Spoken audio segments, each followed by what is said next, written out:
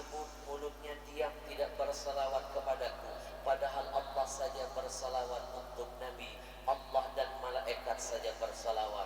Innallaha wa malaikatahu yusalluna 'alan nabi ya ayyuhalladzina amanu sallu 'alaihi wa sallimu.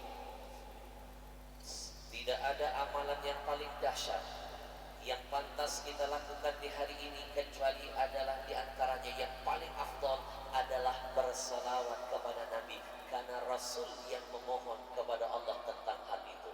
Sebelum kita masuk ke inti, saya ingin mengajak kita raih berkah di hari Jumat ini dengan berselawat. Semuanya kita getarkan masjid ini dengan berselawat. Sallallahu ala Muhammad, sallallahu alaihi wasallam, sallallahu ala Muhammad, sallallahu alaihi.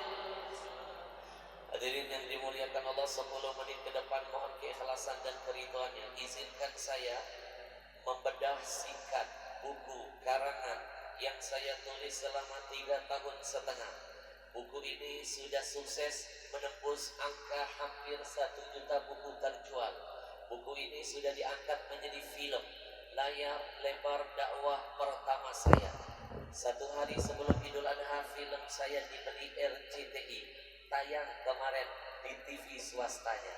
Bapak Ibu, kenapa saya menulis buku ini? Berawal dari perjalanan dakwah ketika saya keliling Indonesia. Kota yang pertama Muara Tebu, 6 jam dari kota Jambi menuju ke sana. Di sana kami menemukan kejadian seorang anak mengunci ibunya di kandang kambing. Dia tidur di tempat yang bagus, ibunya dibiarkan tidur di kandang kambing. Melihat kejadian ini saya menyimpulkan, pantas Indonesia banyak bencana dan musibah, karena sudah banyak kacang lupa dengan kulitnya. Kejadian kedua, ketika kami di Brebes, ada kejadian seorang anak usia baru 12 tahun mukulin ibu kandungnya sampai babak belur hanya karena perkara sepele. Ibunya terlambat menghantarkan makanan untuknya. Tidak cukup sampai di situ, dia ambil gantungan baju, dia pukul ibunya, sobek bibir ibunya. Saya kembali merenung dan menyimpulkan, pantas musibah sering turun di negeri ini. Banyak anak durhaka dengan ayah ibunya. Yang lebih parah kejadian di Lamongan. Seorang wanita janda soleha, sudah tua, masih tetap mencari rezeki yang halal, menjadi kuli di salah satu sawah. Panas terik matahari ditahan agar bisa memberikan sesuap nasi kepada anak-anaknya. Tapi sayang anaknya tidak membantu jihad ibunya. Malah datang seorang anaknya membawa parang ketika ibunya sedang bersawah. Dia bawa parang, dia paksa ibunya minta uang 500.000. Ibunya gak punya uang, dia kejar ibunya pakai parang. Berlari sang ibu ketakutan, ingin menyelamatkan nyawanya, terjatuh di tengah sawah. Apa yang terjadi hadirin? Dia tebas leher ibunya hanya dengan senilai 500.000 saja. Kepala ibunya terpisah dengan lehernya. Saya makin yakin dengan kesimpulan saya, pantas Indonesia banyak bencana. Kenapa? Banyak anak jadi majikan bagi ayah ibunya. Hadirin, sampai detik ini saya belum pernah membaca dalam Quran, belum pernah menemukan dalam hadis ada cerita anak setan membunuh ayah ibunya. Anak setan saja, jangankan membunuh, durhaka saja tidak ada. Tapi anak manusia sudah banyak di tengah-tengah kita. Jangan-jangan manusia sekarang lebih gila daripada setan. Jangan-jangan setan sekarang sudah takut lihat manusia. Jangan-jangan ada setan yang berdoa, ya Allah, aku berlindung dari godaan manusia yang terkutuk. Manusia sekarang lebih gila daripada setan. Bujur. Itu sebabnya Indonesia banyak bencana. Hadirin, saya ingin sejenak kembali ke masa lalu. Di zaman Nabi Nuh ada musibah bencana, namanya banjir. Konon satu dunia ditenggelamkan Allah. Tidak ada yang selamat dari banjir itu kecuali yang naik ke atas kapal Nabi Nuh. Maka Nabi Nuh dapat gelar tambahan. Apa gelarnya? Abal Bashar Thani, bapak manusia kedua setelah Adam. Karena tidak ada seorang manusia pun yang bisa hidup setelah bencana dihadirkan. Timbul pertanyaan, kenapa Allah marah? Kenapa Allah hadirkan bencana? Kenapa semua ditenggelamkan? Apa karena umat Nabi Nuh yang suka membangkang kepada nabinya? Bukan cuma sebab itu. Sebenarnya ada sebab lain yang membuat Allah geram, marah, murka, lalu menenggelamkan semuanya. Sebab apa? Dosa kedurhakaan seorang anak laki-laki kepada siapa? Ayahnya. Siapa anak itu? Kanan. Durhaka dengan siapa? Nuh. Siapa Nuh? Ayah kandungnya. Apa statusnya? Nabi utusan Allah. Sejarah menitipkan pesan untuk kita, jangan main-main. Dulu baru ada satu anak durhaka dengan ayah, dunia pernah ditenggelamkan Allah. Lalu bagaimana dengan potret anak-anak milenial sekarang? Bukan cuma durhaka dengan ayah, tapi berani ia durhakai ibunya tercinta. Bukankah kata Nabi, ibumu 3 kali lipat lebih mulia dari ayahmu? Berani kau durhaka ibumu, bersiap-siaplah 3 kali bencana, 3 kali lipat kesialan Allah hadirkan dalam perjalanan hidupmu. Lalu pertanyaannya, bagaimana kalau dua-duanya sudah kita durhakai?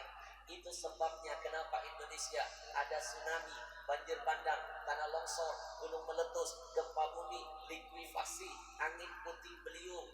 Jawabannya, keberkahan negeri ini sudah Allah hilangkan karena banyak kacang lupa dengan kulitnya. Itu sebabnya saya menulis buku ini. Saya kasih judul, Ada Surga di Rumahmu. Kalau dalam bahasa Arabnya, Al-Jannah fi Baitika. Jangan malas-malas belajar bahasa Arab. Saya pernah satu pesawat dengan pendeta, mereka sudah belajar bahasa Arab yang indah. Pendeta diam-diam sudah banyak yang berbahasa Arab. Pendeta, saya pernah malu lihat anak kecil-kecil seperti ini pandai betul berbahasa Arabnya. Waktu saya ke Madinah, ternyata orang Madinah. Siapa surga kita di rumah? Ayah ibu kita. Lebih dekat lagi ada di mana? Di bawah telapak kaki. Tapi sadarkah kita dengan semua kebodohan kita, sibuk mencari surga yang jauh, terkadang melupakan surga yang dekat?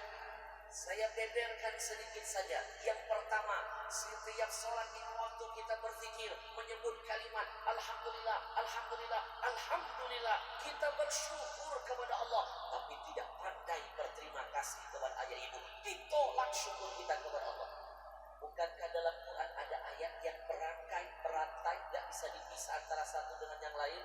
Anishkurli wali walidai. Kata Allah, bersyukurlah engkau kepadaku dan jangan lupa bersyukurlah kepada ayah ibumu. Bujur, rajin sholat, puasa terkenal, haji tiap tahun, umroh tiap bulan, sedekah masya Allah. Tapi durhaka dengan orang tua, mimpi kata Nabi mencium bau surganya Allah. Jarak 1000 tahun sudah di blacklist, diharamkan oleh Allah. Itu makna wa qala rabbuka alla ta'budu illa iya wa bil walidaini ihsana. Nanti ada di buku saya, beli ya. Mau jadi promosi. Bapak Ibu sadar nggak kita sering mencari surga yang jauh daripada yang dekat? Saya kasih contoh. Tiap selesai sholat kita berdoa, ya Allah, jadikan anak-anak kami anak yang soleh dan soleha ya Allah. Kita sendiri belum soleh, kita sendiri belum soleha. Buat ayah ibu, itu namanya mencari surga yang jauh rupa dengan yang dekat. Antum gak perlu minta anak jadi soleh dan soleha, gak perlu. Antum cukup tunjukkan sifat antum, kesolehan antum di mata ayah ibu. Otomatis Allah akan perlakukan ma fil aba fil abna. Apa yang ada pada ayah ibunya turun kepada anak-anaknya. Bujur, minta anak soleh, kita sendiri belum soleh. Itu namanya mencari surga yang jauh lupa dengan yang dekat. Nanti ada di buku saya, beli ya.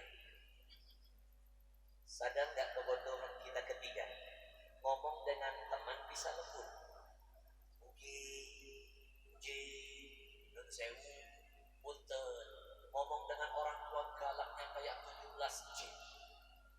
Manggil atasan dengan mudah kita berkata, siap komandan, beres, laksanakan 86. Buat atasan kata 86 gampang diucapkan. Kenapa buat orang tua selalu keluar kata pembangkangan? Buat apa kita mulia di luar sana, hina di mata orang tua sendiri? Lebih baik kita hina di luar sana, asal mulia di hadapan ayah ibu kita sendiri. Nanti ada di buku saya, beli ya. Contoh keempat, tangan orang dicium bolak-balik. Pernahkah memuliakan orang tua seperti memuliakan orang lain? Berapa banyak kita orang tua masih hidup malas mencium keningnya, sudah mati sibuk mencium batu nisannya. Bukankah itu mencari surga yang jauh daripada yang dekat? Orang tua masih hidup gak punya waktu nelpon, ngobrol, komunikasi, udah mati ngajak ngomong kuburannya. Bukankah itu mencari surga yang jauh daripada yang dekat? Tangan orang dicium bolak-balik, tangan orang tua nyiumnya setengah hati. Lihat anak zaman sekarang kalau nyium tangan orang tua begini. Sejak kapan hidung mereka pindah ke sini? Kadang-kadang di jidat. Saya khawatir tahun depan di ketiak. Makanya kalau ada anak kita salah begini, luruskan. Zaman dulu kita nggak pernah mengenal begitu. TV yang merusak akhlak mereka. Wujud, wujud. Berapa banyak orang gaji pertama dia dapat dari hasil kerjanya. Yang pertama kali dia traktir siapa? Teman satu kantor, pasangan hidupnya. Orang tuanya dilupakan. Padahal semua kenikmatan yang dia dapatkan di dunia itu tidak terlepas dari ridho orang tuanya. Mohon maaf, saya ingin sampaikan termasuk yang ngomong ini. Apapun kesuksesan yang sudah antum rasakan di dunia ini, demi Allah saya sampaikan, bukan karena kehebatan kita. Kalau ada di masjid ini yang mengatakan saya jadi gubernur, saya jadi presiden, saya jadi bupati, saya jadi orang pintar, saya jadi ulama, saya jadi orang kaya karena kehebatan saya, ketahuilah itu kebohongan besar dalam hidupnya. Kita bisa dapat itu karena dua. Satu, ridho Allah yang maha kaya raya. Dua, ridho yang pernah keluar dari lisan ayah ibu kita. Bukankah Nabi pernah memberikan sebuah catatan?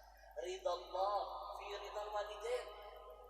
Ridhonya Allah terletak ketika orang tua ridho kepada kita. Kalau orang tua sudah berkata, nah ayah, ibu ridho denganmu nah, maka ketahuilah langit itu terbuka, aras bergoncang, malaikat mengaminkan doa kita. Allah mengabulkan semua keinginan kita. Ternyata simpel Habib. Kunci sukses dunia akhirat dari Allah untuk kita sangat dekat, ada di antara bibir ayah ibu kita. Maka keluar dari masjid, dapatkan dulu ridho mereka sebelum mendapatkan ridho orang-orang lain di sekitar kita. Nanti ada di buku saya, beli ya. Lahir batin, berapapun kekayaan kita tidak bisa membayar jasa kebaikan orang tua kita. Seorang ayah bisa membahagiakan 10 orang anaknya. 10 anak belum tentu bisa membahagiakan seorang ayahnya. Seorang ibu berani mati ketika melahirkan putra putrinya, tapi 10 anak belum jaminan siap mati demi seorang ibunya. Wujud, wujud. Yang terakhir, berapa banyak anak-anak sekarang makam-makam keramat jauh-jauh didatangi, tengah malam ditanjeti. Keramat hidup, ayah ibunya satu kampung gak pernah dikunjungi. Batu nisan keramat dicium-cium, tanah kuburan keramat dikantongi.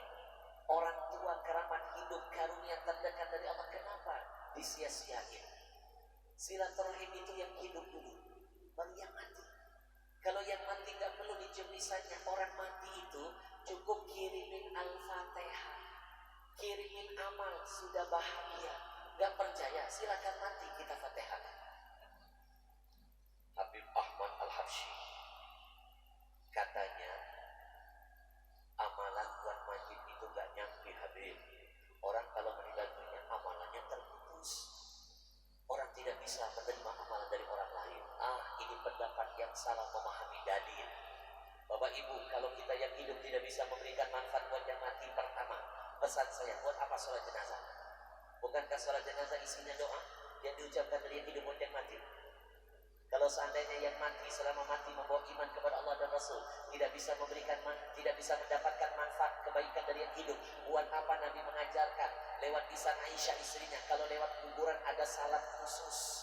Salam orang hidup dibedakan dengan salam orang mati. Bukankah salam itu adalah doa? Kalau nggak ada manfaatnya untuk apa? Ketiga, jawaban saya, kalau nggak ada manfaatnya, buat apa Nabi memberikan jawaban semangat buat seseorang yang bertanya, ya Rasul, ibuku sudah wafat belum haji? Kata Nabi, laksanakan haji, tunaikan haji untuk. Kalau nggak nyampe buat apa? Ini sekaligus jawaban bagi orang-orang yang dikit-dikit meminta dalil. Mana dalilnya? Al-Fatihah sampai buat mayit. Mana dalilnya? Al-Fatihah sampai buat mayit. Jangankan Al-Fatihah, haji saja sampai. Bukankah dalam rangkaian haji itu bukan cuma Fatihah di dalamnya? Ada puasanya, ada sedekah malnya, jam, ada zikirnya, ada baca Qur'annya, ada sholatnya. Bukankah dalam sholat ada Fatihahnya? Semua rangkaian haji yashtamil, menyangkut semua kebaikan, semuanya sampai, apalagi cuma Al-Fatihah.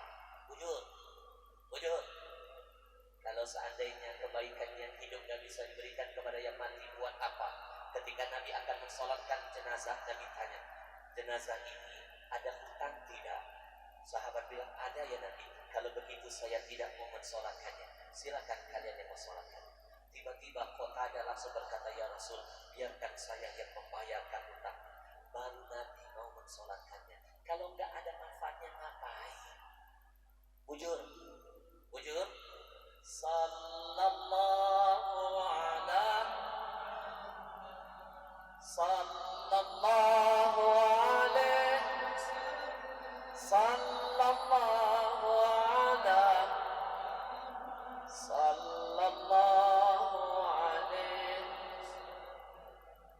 Orang tua kita lebih keramat dari keramat manapun, insya Allah.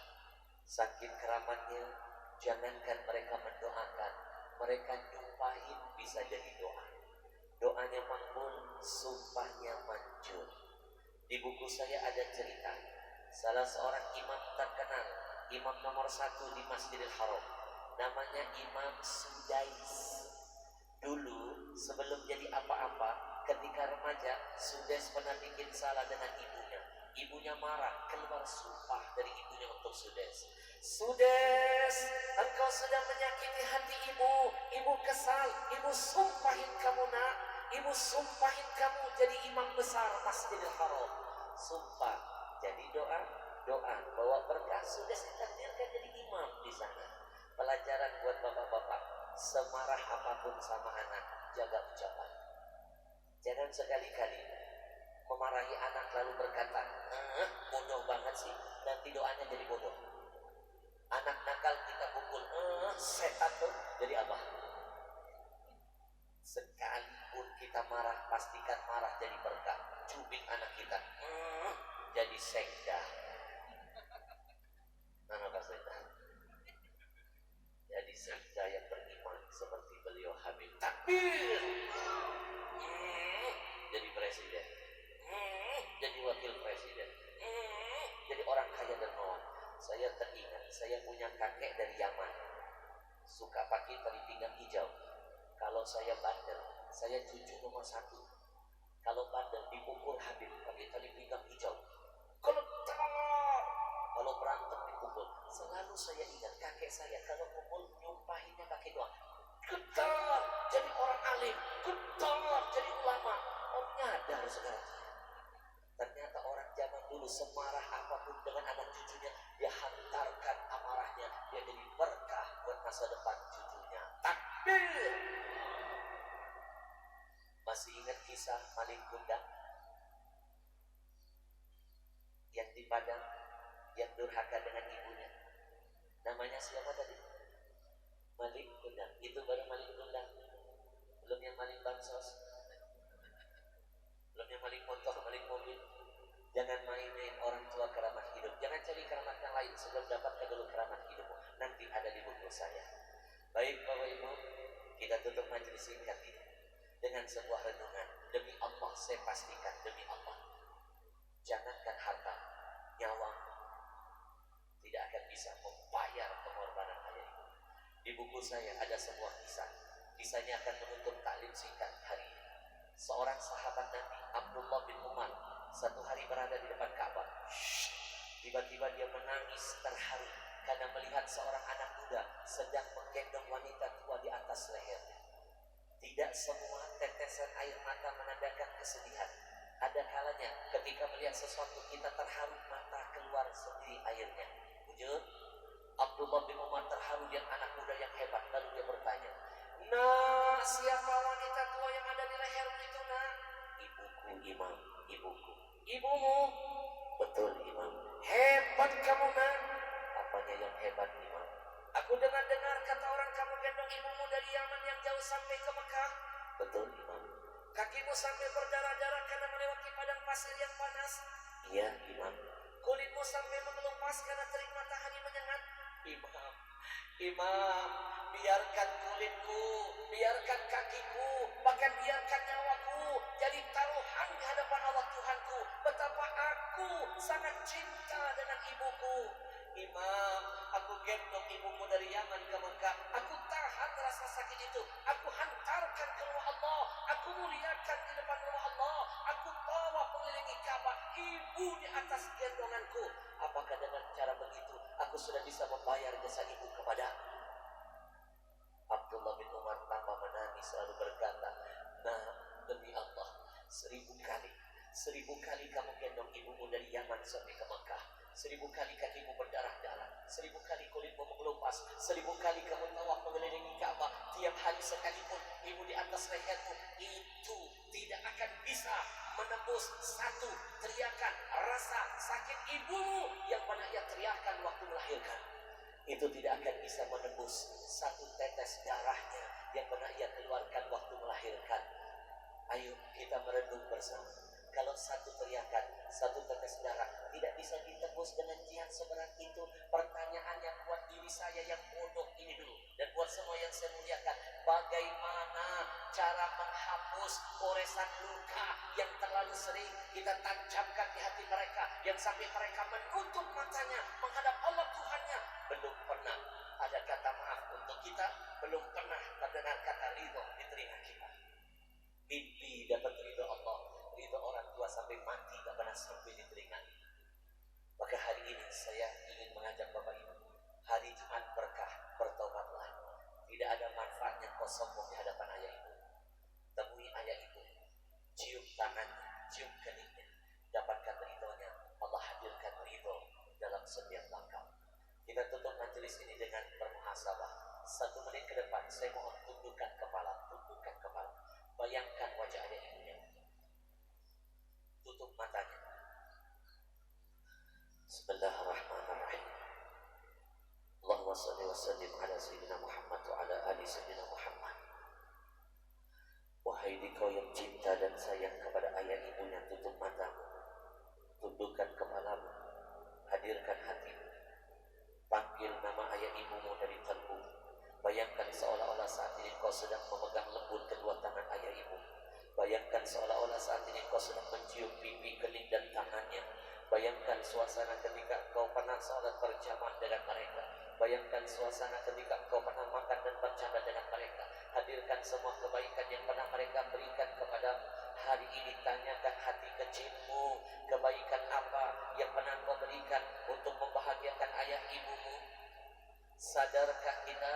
Terkadang kita lebih sering meminta kepada ayah ketimbang memberi. Kita lebih sering menuntut kepada ayah ketimbang menghargai, lalu dengan sombong berharap syurga dari ilahi. Sadarkah kita?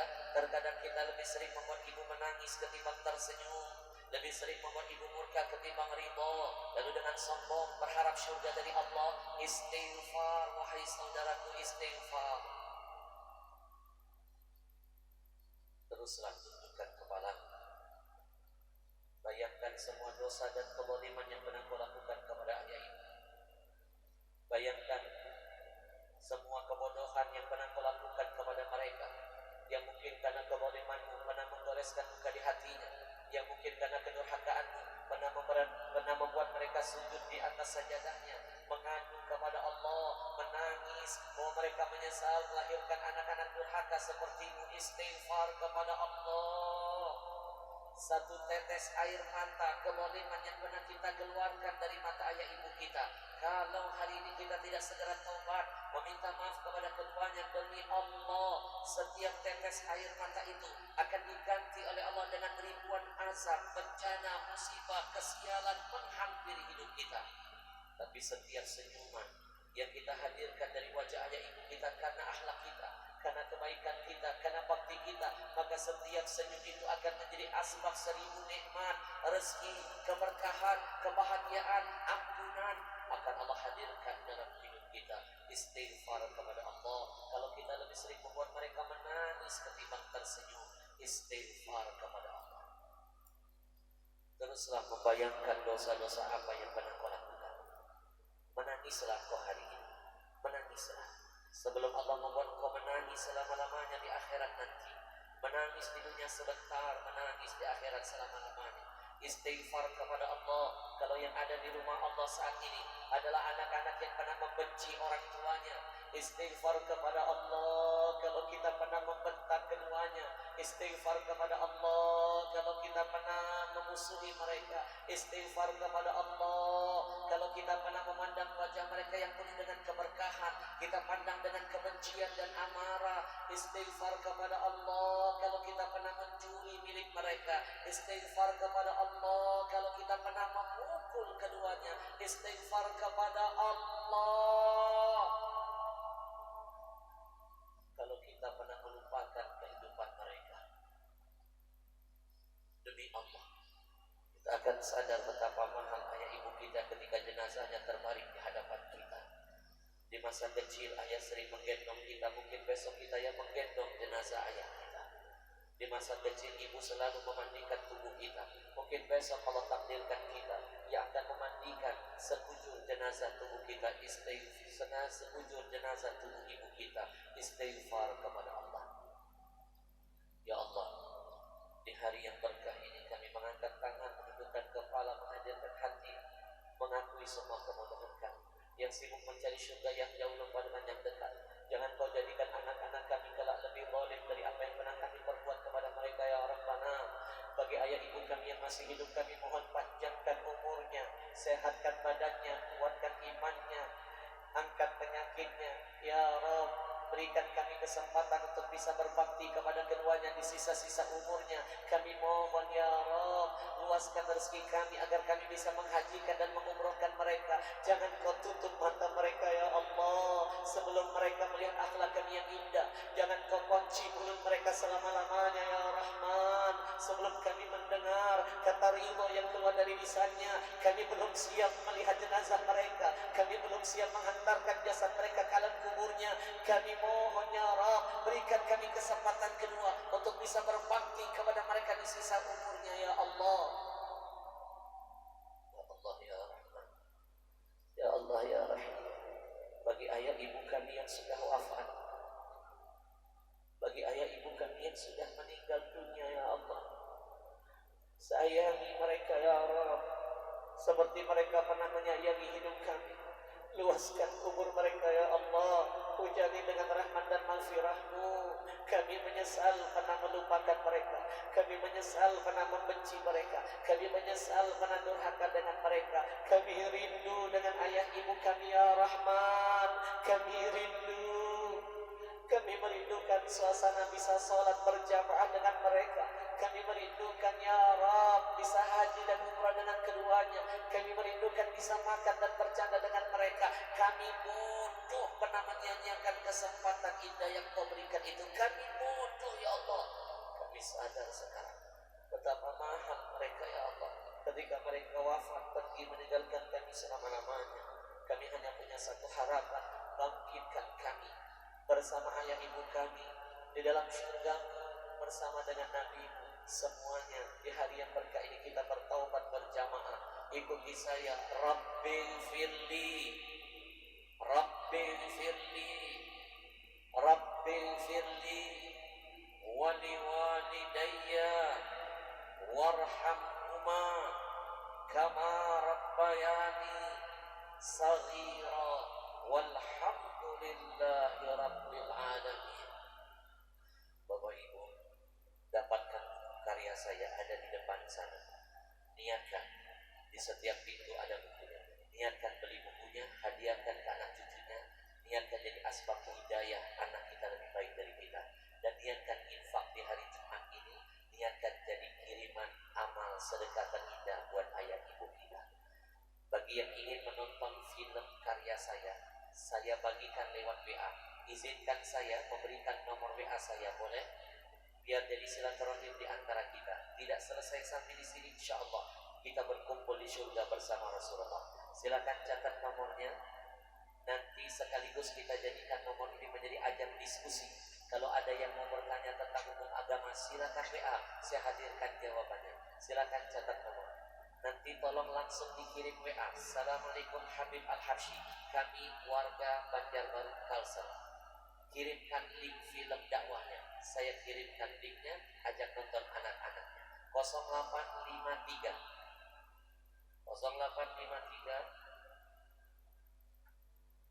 2729 2729 0853 2729 2729. Sekali lagi 0853 2729 2729.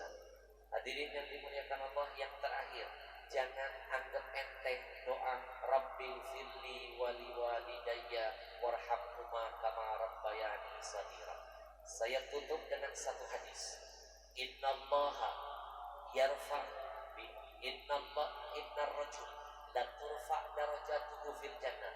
Nabi pernah bercerita, ada suami istri, ayah dan ibu, dimudahkan langkahnya masuk ke surga, dibawa ke surga, diberikan tempat yang indah. Sepasang suami istri itu terheran-heran bertanya kepada Allah, anna hadza ya Rabb, dari mana kami dapat kenikmatan dan kemudahan ini semua? Allah kasih jawaban, istighfari waladikala, kamu dapat ini semua karena anakmu sering memintakan ampunan untukmu. Ternyata doa Rabbil firli wali walidayya ringan di lidah kita, berat manfaatnya dan kemuliaannya besar buat ayah ibu kita. Mudah-mudahan ada manfaat untuk semuanya. Sekali lagi dapatkan bukunya. Mudah-mudahan jadi berkah. Yang beli bawa ke sini saya kasih tanda tangan. Insyaallah jadi kenang-kenangan dunia akhirat kita. Assalamualaikum warahmatullahi wabarakatuh. Terima kasih buat ayahanda kita Bapak Sekda Habibun Al-Mahmud. Mudah-mudahan jadi asbab keberkahan untuk kita semuanya. Sekali lagi, Assalamualaikum warahmatullahi wabarakatuh.